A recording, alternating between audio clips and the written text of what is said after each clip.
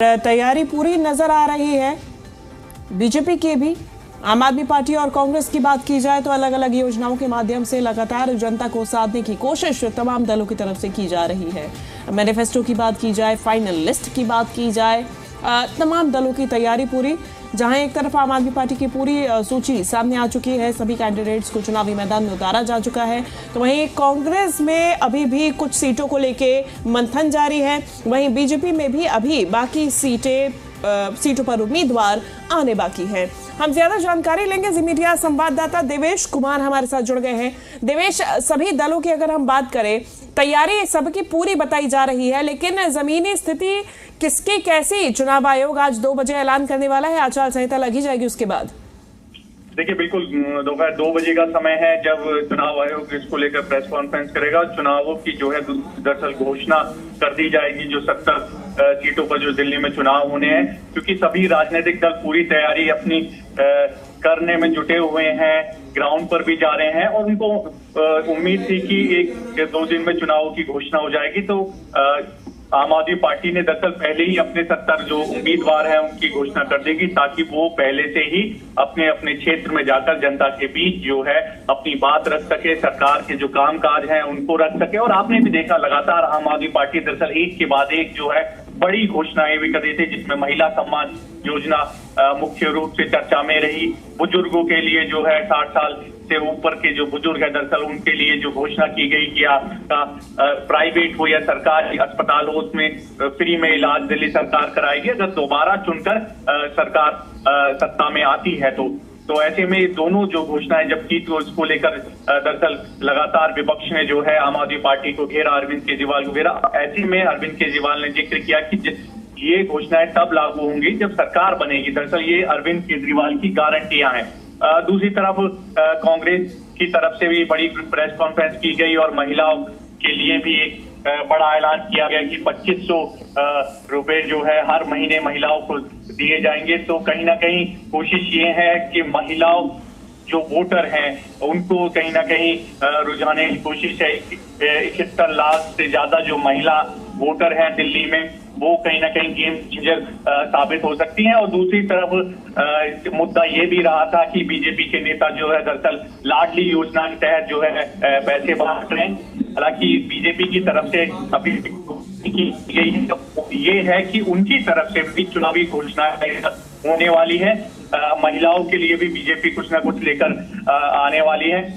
तो ऐसे में इस बार का जो चुनाव है दरअसल वो कड़ा मुकाबला आम आदमी पार्टी और बीजेपी के बीच माना जा रहा है इस बार। अब ऐसे में आज चुनावों की घोषणा हो जाएगी, तो चुनाव प्रचार में जो राजनीतिक दल जुटे हुए हैं अब और तेजी दरअसल नजर आएगी। जी निश्चित रूप से देवेश, अगर हम आम आदमी पार्टी की ही बात की जाए, लगातार उम्मीदवार चुनावी मैदान में है।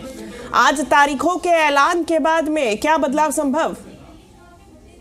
पहले से ग्राउंड पर आम आदमी पार्टी के बड़े लीडर हैं, आतिशी, अरविंद केजरीवाल, मनीष सिसोदिया, ये लगातार लोगों के बीच जा रहे हैं, पद यात्राएं निकाल रहे हैं। और ऐसे में हालांकि कल भी एक बड़ा आरोप दरअसल लगाया गया था अरविंद केजरीवाल की तरफ से कि मनीष सिसोदिया के घर पर रेड हो सकती है, उनकी गिरफ्तारी हो सकती है, आतिशी को गिरफ्तार किया जा सकता है, दिल्ली के सीएम है। तो इस तरह के आरोप जो है आम आदमी पार्टी के राष्ट्रीय संयोजक अरविंद केजरीवाल ने लगाए थे।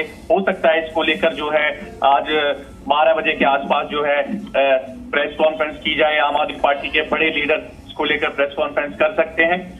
तो ऐसे में जब चुनावों की घोषणा हो जाएगी तो जोर शोर से जो सभी राजनीतिक दल है, चाहे आम आदमी पार्टी हो, बीजेपी हो या कांग्रेस हो, पुरजोर कोशिश करेंगे जनता को लुभाने के लिए। तो ऐसे में घोषणाएं तो एक तरफ की जा रही है। अब जो उम्मीदवार है दरअसल और जो बड़े लीडर हैं वो जनता के बीच जाएंगे, रैलियां जो है बड़े स्तर पर शुरू हो जाएंगी। अरविंद केजरीवाल इस बार कई बड़े रोड शो जो है दिल्ली में करने वाले हैं।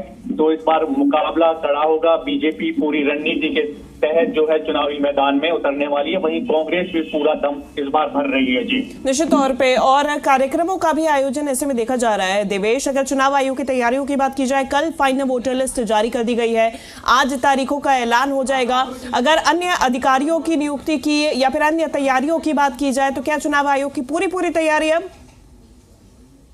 जो मतदाता सूची है फाइनल वो जारी कर दी गई।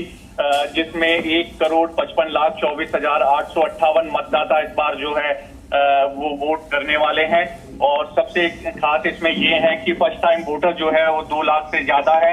उनको भी कोशिश की जाएगी कि जो है सभी राजनीतिक दल कोशिश करेंगे उनको भी अपने जो है पक्ष में लेकर आए। थर्ड जेंडर की बात करें तो 1261 जो है वो मतदाता है। वहीं 83,49,645 जो पुरुष है और महिलाओं की जो संख्या है दरअसल 71,73,952 जो महिला मतदाता हैं वो वोट करने वाली है। तो इस बार खास रहने वाला है और आपने भी देखा है कि महिलाओं के लिए एक के बाद एक जो है वो ठीक है देवेश जा रही है। निश्चित तौर पे फिलहाल बहुत शुक्रिया आपका ये तमाम जानकारी हम तक पहुंचाने के लिए। हम और आगे जानकारी लेंगे। जी मीडिया संवाददाता रवि त्रिपाठी हमारे साथ जुड़ गए हैं। रवि, आज जो है चुनावी बिगुल फूंक जाएगा, 2 बजे का समय है। ऐसे में अलग अलग दलों की बात करें, जमीनी स्थिति क्या कहती है? नहीं, देखिए आज चुनाव की तारीखों का ऐलान हो जाएगा और फरवरी महीने में चुनाव होगा। माना जा रहा है कि 8, 9, 10 कोई भी तारीख हो सकती है। लेकिन जहां तक पॉलिटिकल पार्टीज की आप बात कर रहे हैं तो आम आदमी पार्टी सत्ता में है। लगभग 12 साल हो गए उसको सत्ता में हुए, हालांकि बीच में कुछ दिन राष्ट्रपति शासन भी रहा है। तीसरी बार सत्ता में है। बीजेपी 26 साल से सत्ता से बाहर है। कांग्रेस पार्टी 2 बार से अपना खाता नहीं खोल पा रही है दिल्ली में। तो तीनों के लिए अपना अपना चैलेंज है। आम आदमी पार्टी को अपनी सत्ता बचानी, अपनी फ्री भी पॉलिटिक्स को कहीं ना कहीं एक तरह से स्टेब्लिश करना है, जो देश भर में स्टेब्लिश हो रहा है कि जो फ्री में दे रहा है उसी के साथ जनता जा रही है। चाहे हेमंत सोरेन हो, चाहे महाराष्ट्र की सरकार हो, चाहे मध्य प्रदेश की सरकार हो, चाहे छत्तीसगढ़ की सरकार हो, तमाम जगह कहीं ना कहीं फ्री भी और खासतौर पर महिलाओं के लिए जो स्कीम अनाउंस करता है वो चुनाव जीतता है। और इस बार इंटरेस्टिंग ये है कि आम आदमी पार्टी ने तो महिलाओं के लिए अनाउंस किया है, अभी तक दिया नहीं। देखिए जो बीजेपी के राज्य था उसमें पहले से ही पैसा देना अकाउंट में शुरू कर दिया गया था। यहाँ एक ही गड़बड़ी है कि अकाउंट में पैसा गया नहीं, अभी वो भी वायदे के तौर पे माना जा रहा है। कांग्रेस पार्टी ने भी 2500 रुपया देने का घोषणा किया, आम आदमी पार्टी ने 2100 रुपया देने की घोषणा की है। अभी बीजेपी की बारी है। अब बीजेपी कितना अनाउंस करती है और किस पर लोग भरोसा करते हैं ये डिपेंड करता है, क्योंकि आम आदमी पार्टी का थोड़ा सा ग्राफ ऐसा माना जा रहा है कि थोड़ा सा ग्राफ गिरा है। एक करप्शन का ठप्पा उन पे लग रहा है, डेवलपमेंट नहीं करने का ठप्पा लग रहा है, झूठे वायदे करने का ठप्पा लग रहा है, जिसमें यमुना की सफाई का मसला है। तो तमाम सारे मुद्दे उनके खिलाफ हैं। लेकिन अभी भी चूंकि देखा जा रहा है, एक एग्जाम्पल तुरंत हेमंत सोरेन सरकार की है जहां तमाम तरह के करप्शन के उनके ऊपर आरोप थे, लेकिन महतारी और मैया योजना जो है उसने उनका बिल्कुल। और ऐसे में अब झारखंड की पॉलिटिक्स यहाँ रिपीट होती है कि महाराष्ट्र की रिपीट होती है? रवि, बड़ा सवाल ये है। दूसरी तरफ अगर बात करें, जैसा आप भी कह रहे हैं कि अभी तक खातों में पैसे डले नहीं है, तो ऐसे में जो मास्टर स्ट्रोक बीजेपी की तरफ से चला गया, प्रधानमंत्री आए, उन्होंने घोषणाएं के साथ साथ योजनाएं लागू भी कर दी हैं, तो क्या यह बीजेपी के फेवर में अभी काम करता हुआ नजर आएगा? क्योंकि कोई चुनावी घोषणा तो बीजेपी ने अभी की नहीं है।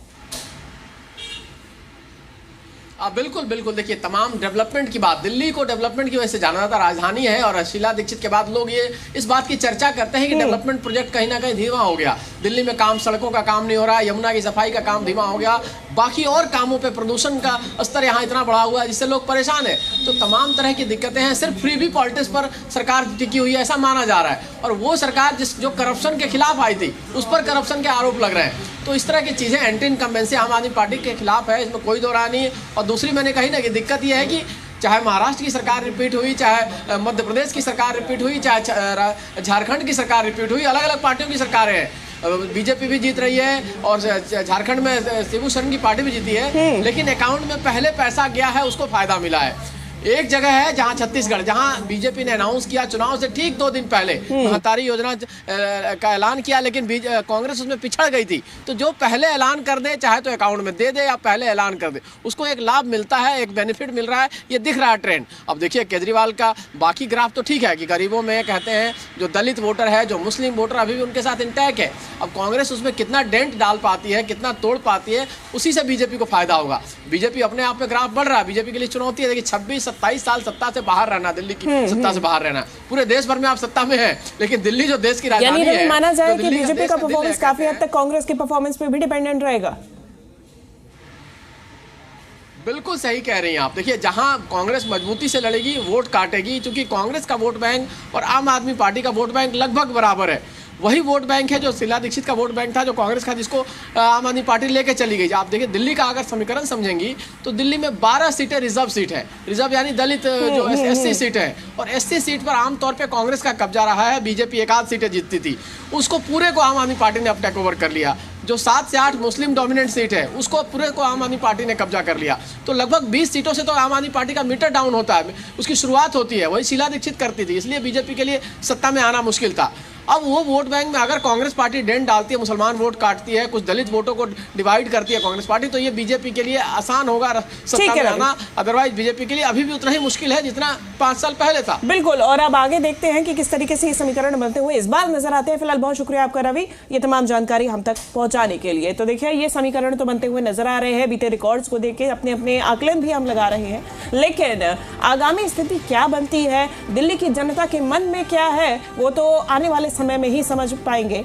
आज की बात करें तो आज चुनावों की तारीखों का ऐलान हो जाएगा, करीबन 1 महीने का समय रहेगा, जितना अनुमान लगाया जा रहा है कि जो तारीख होगी वो करीबन 8 से 9 फरवरी के बीच का ही समय हो सकता है, बीच की ही तारीख हो सकती है, जब चुनाव आयोग की तरफ से ऐलान किए जाए, कराए जाए।